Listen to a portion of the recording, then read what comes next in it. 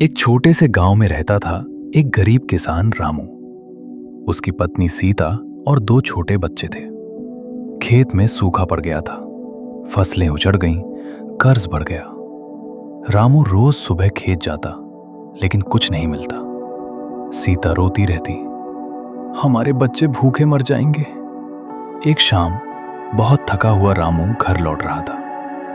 रास्ते में एक बूढ़ा साधु बैठा था, कमजोर और प्यासा। रामू ने अपना आखिरी रोटी का टुकड़ा और पानी का घड़ा साधु को दे दिया। साधु मुस्कुराए और बोले, बेटा, तेरी दया से प्रसन्न हूं। मैं तुझे 3 जादुई उपहार देता हूं, लेकिन इन्हें समझदारी से इस्तेमाल करना।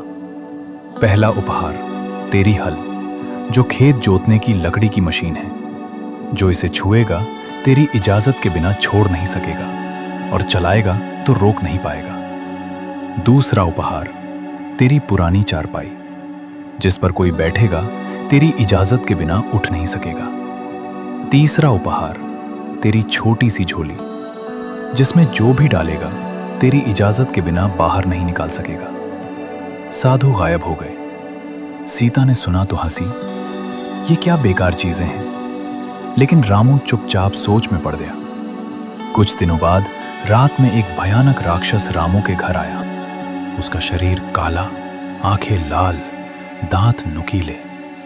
राक्षस बोला, मैं इस इलाके का राजा हूं। तुझे 10 सोने की थैलियां दूंगा, बदले में 1 साल बाद तू मेरे साथ अंधेरे लोक में गुलाम बनेगा। रामू गरीबी से डर गया और हां कह दिया। राक्षस ने सोना दिया और चला गया। रामू अमीर हो गया, नया घर, कपड़े, खाना, सब कुछ। सीता खुश हो गई। 1 साल बाद राक्षस ठीक समय पर आया। रामू ने मुस्कुराकर कहा, महाराज, पहले मेरे खेत की हल से थोड़ा काम कर लो, फिर चलते हैं। राक्षस ने हल पकड़ी। जैसे ही पकड़ा, वरदान काम कर गया। वो हल चलाता रहा, रुक नहीं पाया। पसीना पसीना हो गया, चीखने लगा। रामू बोला, अब 3 साल और 30 थैलियां सोने दो, नहीं तो जिंदगी भर हल चलाता रहेगा। राक्षस डर गया, माफी मांगी, 30 थैलियां दी और भाग गया। 3 साल बाद राक्षस फिर आया।